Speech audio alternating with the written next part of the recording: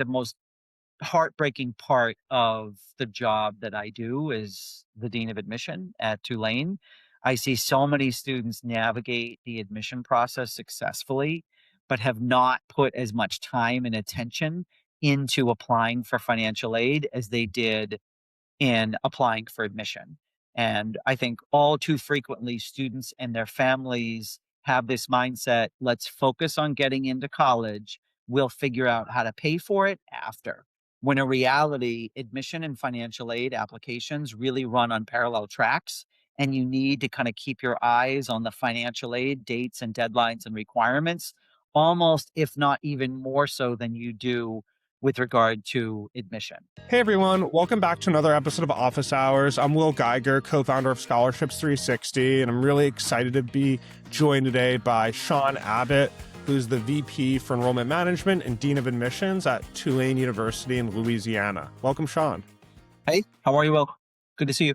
Yeah, so I was curious, Shawn, to kick off the conversation. I'm always really interested in how admissions professionals choose their school they're working at. And as someone who's worked at a number of institutions ranging from Stanford, Columbia, NYU, Temple, I'm just curious, why Tulane? Why Tulane? I mean, it's interesting because that's like one of the questions that we ask every single student who is applying for admission. So I probably should be fairly competent in answering the question myself. For me, it was, really at this point in my career, I really think and thought that I was up for maybe one more adventure. And I think, when we ask students why they're choosing to apply to Tulane, what they find attractive about Tulane, one of the things that we tend to kind of seek out is students that are up for an adventure.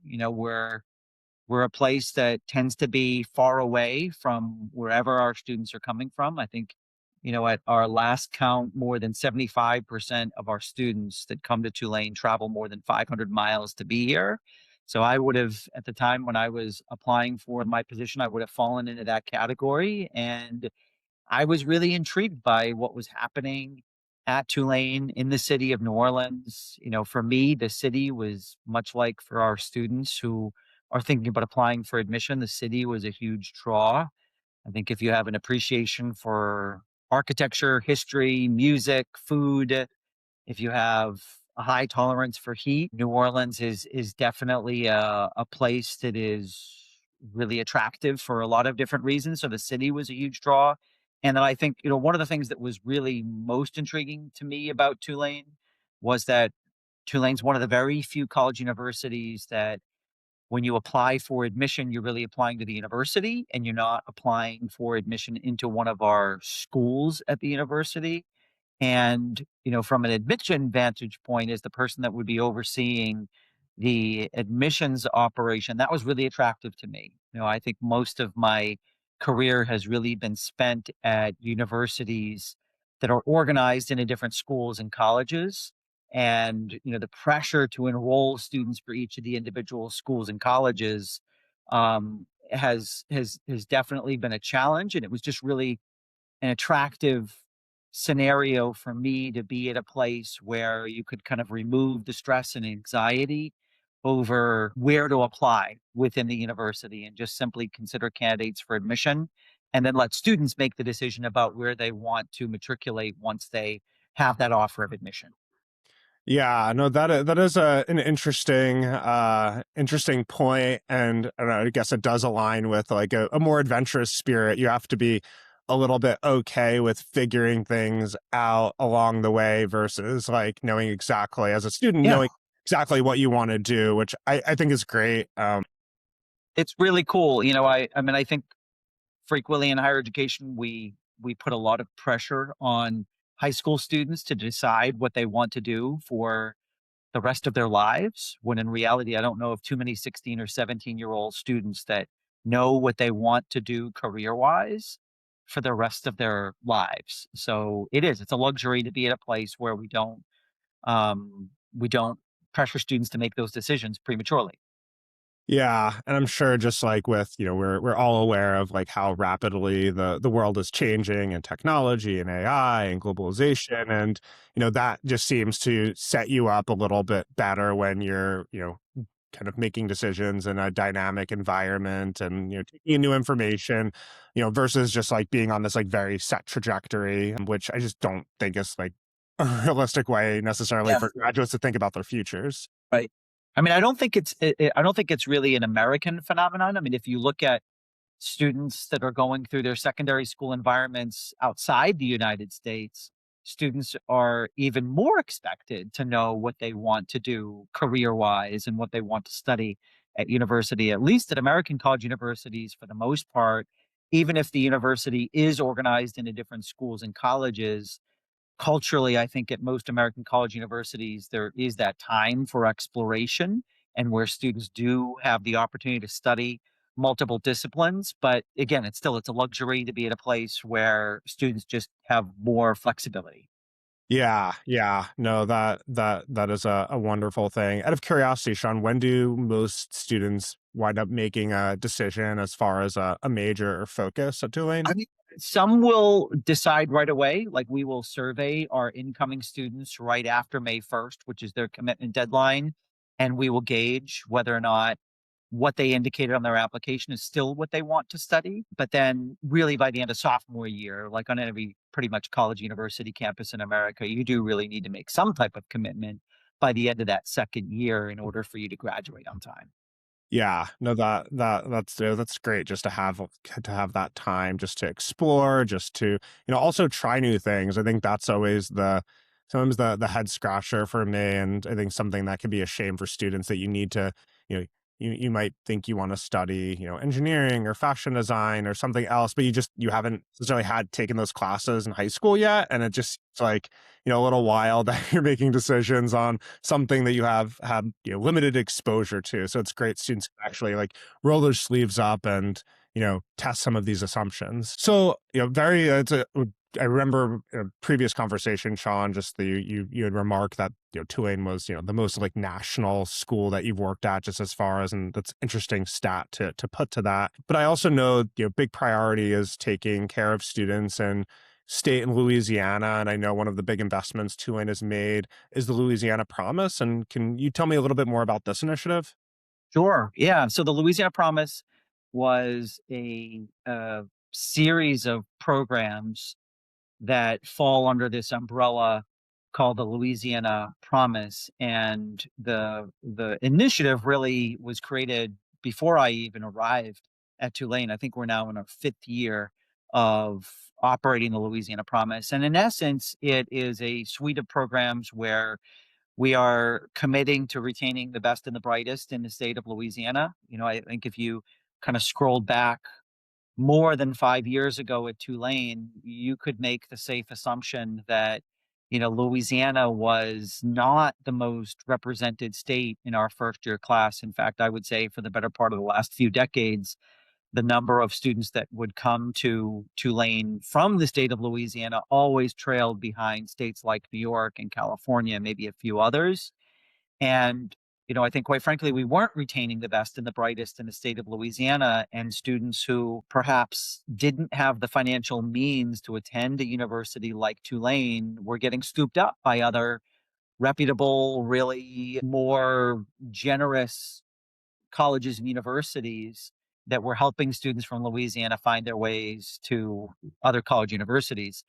So the program now is one where we have a whole suite of programming that includes everything from pre-college opportunities where students receive scholarships to maybe spend the summer before their junior year or their senior year on Tulane's campus. We have a scholarship initiative where students, if they are coming to us from families that have an adjusted gross income of $100,000 or less, we will commit to meeting their demonstrated financial need with grants and scholarships.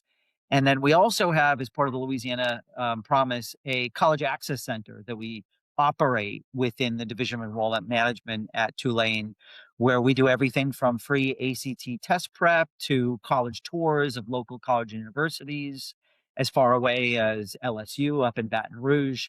And we have a 2 week summer residential program where students who are first generation college students come and they live with us for 2 weeks and they learn how to complete a common application. They learn how to complete a FAFSA, a CSS profile, with the idea that even if they are not interested in applying to Tulane, they are going to be on a really good path to move forward with their applications for admission and financial aid. And the program has, really had, I think, remarkable success. It is a program that has really it's resulted in a veritable explosion of students in Louisiana that want to stay in Louisiana and enroll at Tulane. And now, really for the last 3 years, Louisiana has in fact been our most represented state at the university, which is, really awesome to see. Yeah, wow, that's impressive. Just I know the like probably the application volume from like the New York, California. That's still, I'm sure a ton of interest. That's not like you're actively trying to, discourage students from those places. So that's incredible. Just the I think doing that in a really just thoughtful, helpful way for students. And I'm sure there's this like nice byproduct that like kids who are coming for this residency, their friends, their peers, other students at their school are aware of this, and perhaps like generating given more interest in those schools, organizations, communities. Yeah.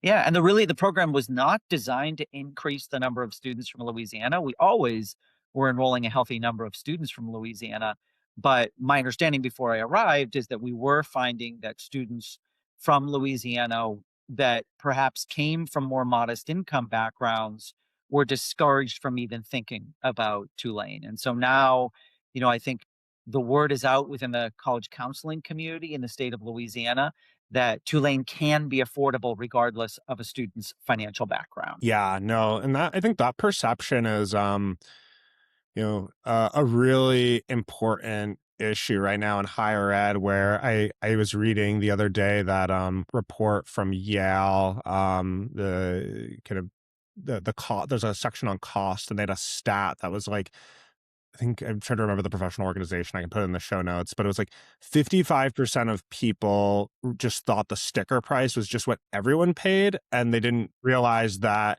that was adjusted for, sometimes merit scholarships, need-based financial aid, et cetera. That was just really eye-opening to me that the majority of people just think that this, sticker price, which makes sense, like that would be very discouraging if you thought like, this is like more money than my family is making in a year. This is just like something I'll never be able to, realize. Whereas like that's not actually what's going on. I mean, and I think you've seen over the course of the last 5 years, more and more college universities recognize that the sticker price is so ominous that it is discouraging students from applying. And so now you have a growing collection of especially private college universities in the United States that are really coming out with financial aid programs and initiatives that are more widely understood and are more simple for students to understand, and really using, very simple language to describe what a financial aid program at any particular college university might offer, and really using very specific income guidelines and using very specific language like free tuition or a financial aid program that will cover your tuition and fees so that you can see a little bit more clearly from the time of application what that might mean for you if you're offered admission to that particular college university. Yeah, I mean, Sean, in a previous conversation, my started my stint in admissions at Kenyon was like over a decade ago, and just thinking back on that, I just don't think we wanted to talk about like cost like that as a private college. And do you think there has been a meaningful like evolution in this like conversation, like what, especially like highly selective private institutions are comfortable? Absolutely. Yeah. I mean, I think, even to this day, college universities are just skittish about over promising Mm. and not wanting to ever be accused of promising any type of financial aid before a student actually goes through the admission process, much less the financial aid application process. But, I think for the college universities that have some of the most resources, financial resources in the US, We are now in a position where we can make more definitive claims about what we may be able to offer. So, like at Tulane, we have the Louisiana Promise, and we can make a claim and a promise to students from the state of Louisiana that yes, we will meet 100% of your financial need with grants and scholarships if you come to us from a family that earns below $100,000. But we can't make that claim right now for students nationally, where there are other college universities right now that are making a very similar claim, but they're taking it even beyond the state of Louisiana. So I think college universities just have to kind of wrestle with what language they're the most comfortable with promising students even before they apply for admission. Yeah, yeah, no, I think that's important thing for students and families. Great thing to be on the lookout for. These different schools may have different income thresholds. Sometimes that's also state dependent, or as other requirements for eligibility. But it's just like a Right. really great way for families to be crafting like a really balanced college list, and maybe not discounting a school just because of that high sticker price early. And of course, there's like net price calculator to help go a little bit deeper. But I just love the simplicity of knowing what your you know income is, and just being able to like have some like expectation based off of that. I guess on the topic of scholarship, Sean, I know that we discussed Tulane has reimagined the scholarship awarding process to be a little bit more simple, and I'm just curious if you can share a little bit more about this, and maybe some of the impact you've seen from the simplification. So for years, beyond a decade at Tulane, not only did we expect students to complete the FAFSA, the free application for federal student aid, and the CSS profile, which is the College Board financial aid application, we at Tulane, because we do have merit scholarships, we had an additional application for students that wanted to be considered for merit scholarships. So we were really asking families and students specifically to complete three different applications for financial aid, which seemed awfully onerous for students during their senior year. I mean, the FAFSA has largely been simplified, but the CSS profile up until this point, is somewhat of a beast to complete with your family, especially if your family is split up and perhaps your parents are divorced or separated, or you're not in touch with your non-custodial parent.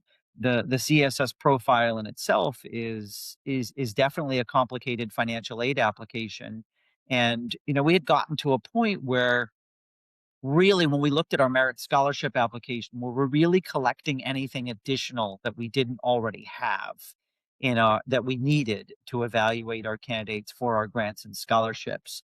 So we largely eliminated our academic merit scholarship application. We do have the opportunity for students to still submit a portfolio or provide us with some artistic submission for scholarships that might be artistic in nature, and we do have one scholarship application for what we have that is focused on community service. We have a community service fellowship. So we do have one additional scholarship application for students that are interested in that scholarship, which is almost like a part time job because those students actually complete service on behalf of the university in exchange for scholarship dollars. But for academic merit scholarships, we now make the decision on the basis of a student's common application, their transcript, any kind of testing that they might submit.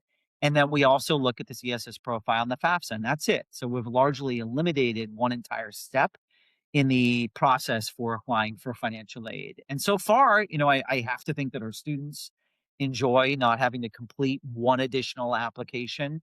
And, what we saw this past year is that, now we're able to award a merit scholarship to students that, maybe previously didn't even realize that was an additional step in our application process and perhaps missed out on even being considered for merit scholarships. So for us and for students, I think that we've largely simplified the process, and I don't see us going back to ever building in an additional application.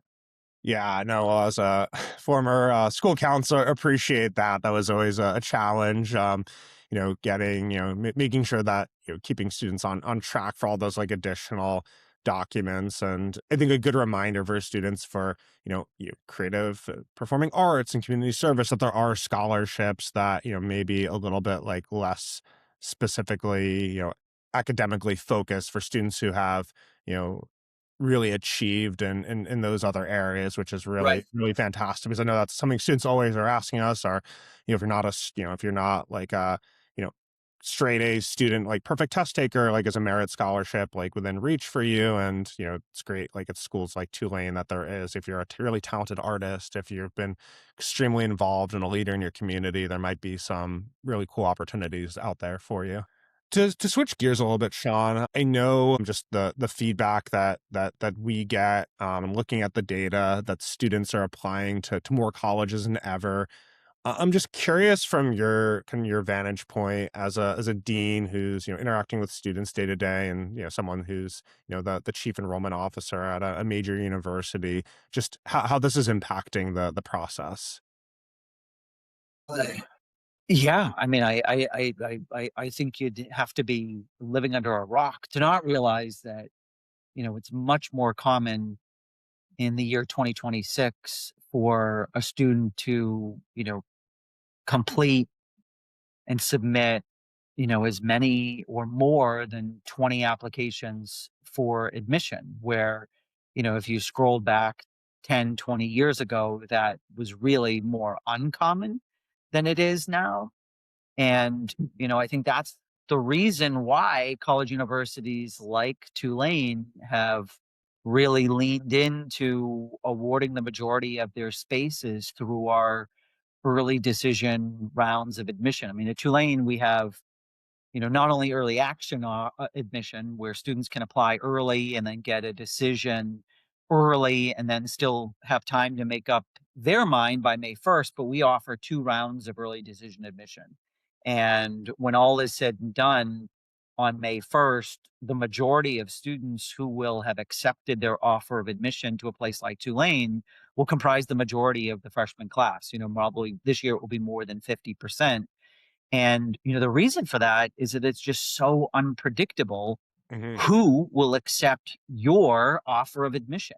And, in order for college universities to reasonably hit their enrollment goals and for this process to not drag out during the months of May and June and July and into August, we need to kind of shore up our enrollment goals a lot earlier. So places like Tulane that are popular and are desirable enough among prospective high school students. For us, selfishly, it makes more sense for us to extend those early decision offers of admission to students that we know really want to be here.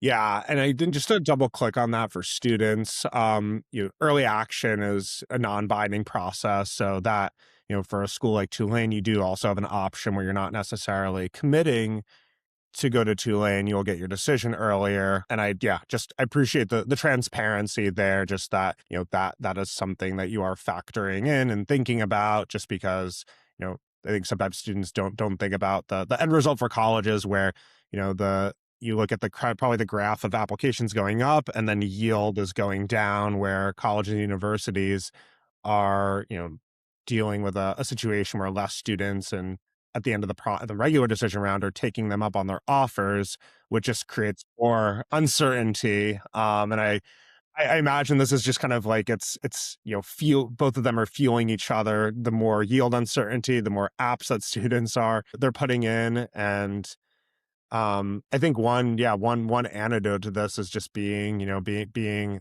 thoughtful about the applications they're submitting, and when possible, submitting and getting, results earlier on in the process. Not necessarily in a binding capacity, but, if there's a school you're really excited about that offers a non-binding early action, you get in, maybe you don't need to apply to a bunch of other schools, regular decision on your list. Absolutely. And I do think it is somewhat of a misconception, especially at places like Tulane, that the only way that you can get in is if you make this kind of binding commitment and you apply early decision. When in reality, if you look at all the offers of admission that we extend to Tulane, the majority, actually, the largest cohort, actually go to students who apply early action and not early decision. But students believe that the only way that you can get in now is if you apply early decision when that absolutely isn't the reality. Yeah.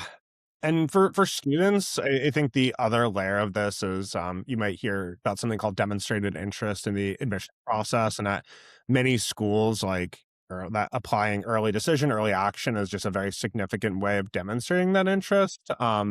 I'm kind of curious, Sean, beyond that, how do you recommend, and I guess this is, Tulane specific, just not all schools count demonstrated interest, but how do you recommend that students and families who maybe are high school juniors right now think about demonstrated interest in the process?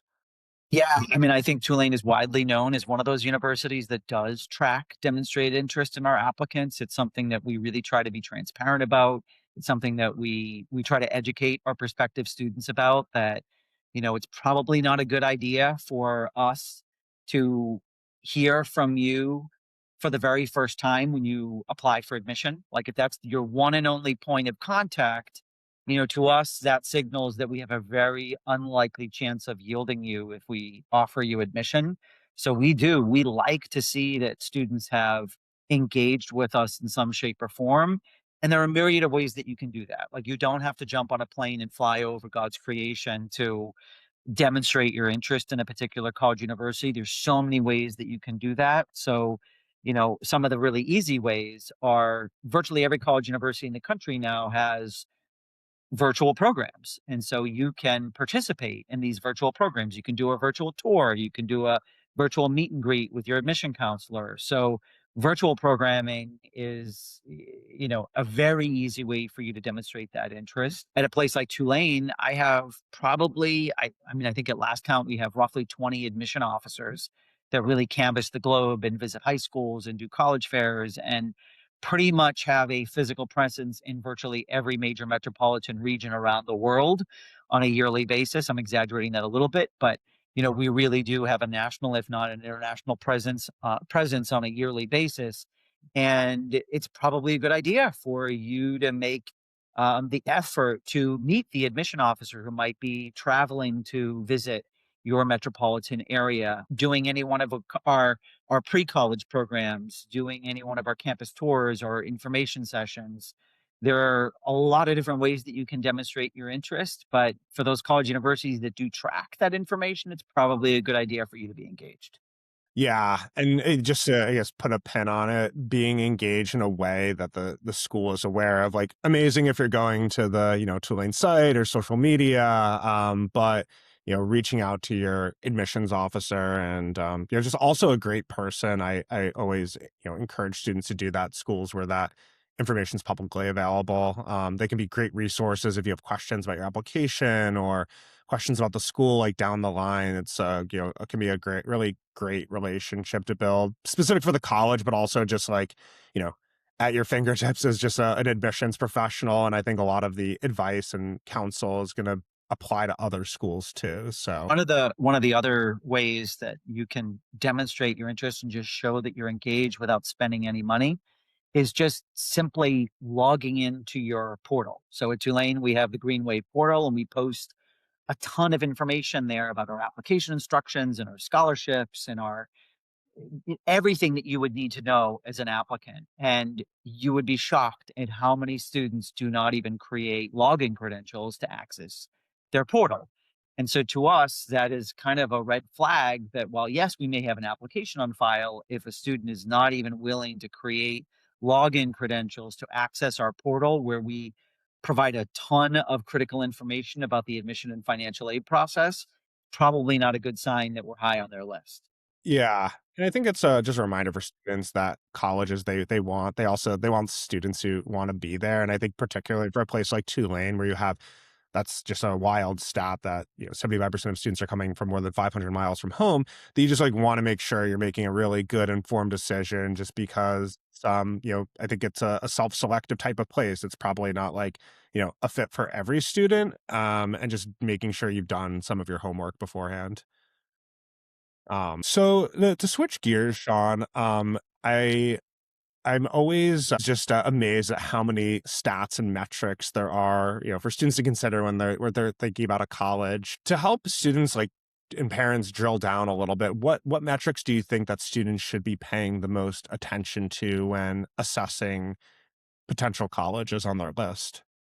Well, I mean, I think probably the worst one to pay attention to that this is the one that bums me out more than anything, and it's the selectivity and the admit rate of a particular college university. I think students they become, and maybe it's their parents, but I think it's more likely their students, they become obsessed by the colleges that, at least on paper and according to admit rates, don't want them.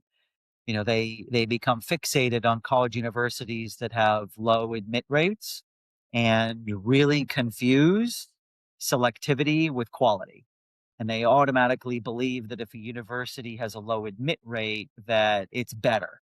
And, the place that has the low admit rate might not be better for you, depending on what you're looking for in a particular college university or a city or a state or a country, wherever it is that you want to live for the next 4 years. But, that's the one that I think puts students put way too much stock in helping to kind of guide their search for a college university. Now, if you're looking at admit rates because you want to make sure you avoid or you lean away from too many places that have really, really low admit rates, like that's totally cool. Like that makes a lot of sense. You want to make sure that your list has a balanced roster of college universities that you can safely ensure that you're going to be admitted.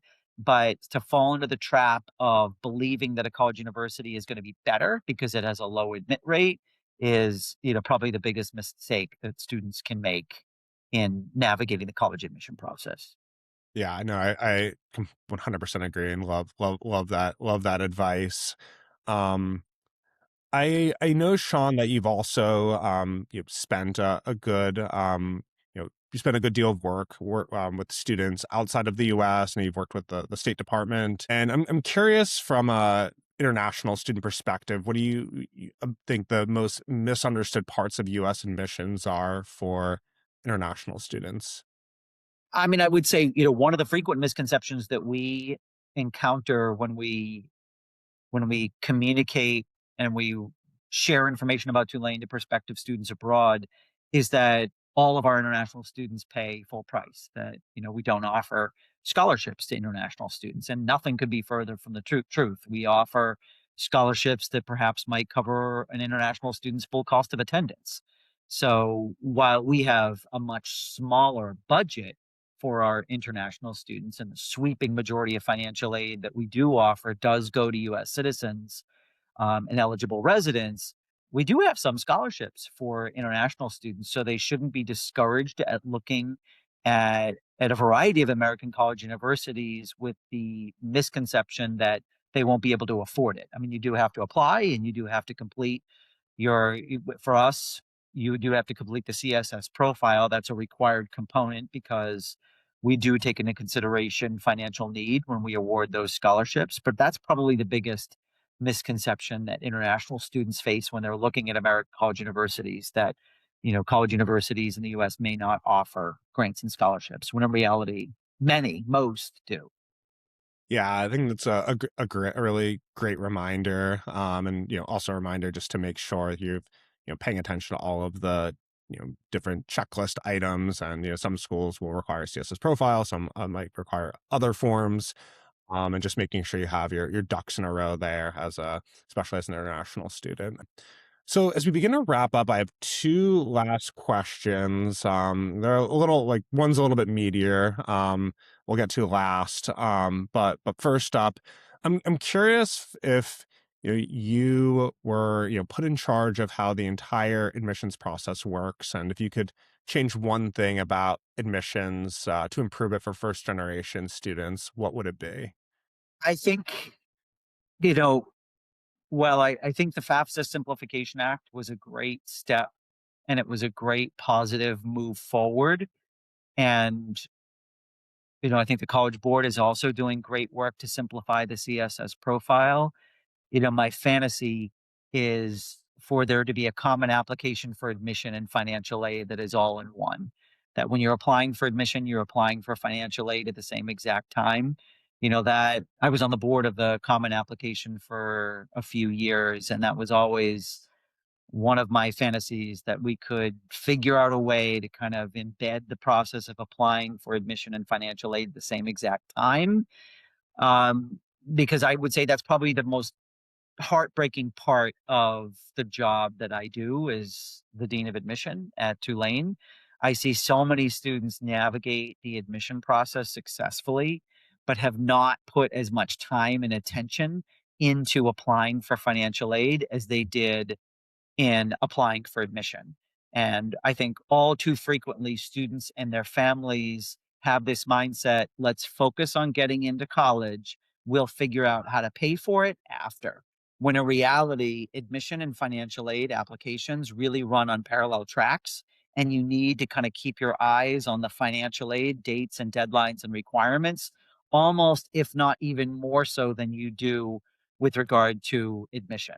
It is what, April 25th, 2026 right now, Mhm. and there are probably over 1,000 college universities in the United States, maybe even more, that will still accept applications for admission. I would say there are far fewer college universities in the United States right now that still have grants and scholarships to award because they probably front loaded all the grants and scholarships that they had to award earlier this spring and earlier this winter. So you just have to keep on top of your financial aid dates and deadlines, and treat the processes of applying for admission and financial aid in a very similar kind of sense of urgency.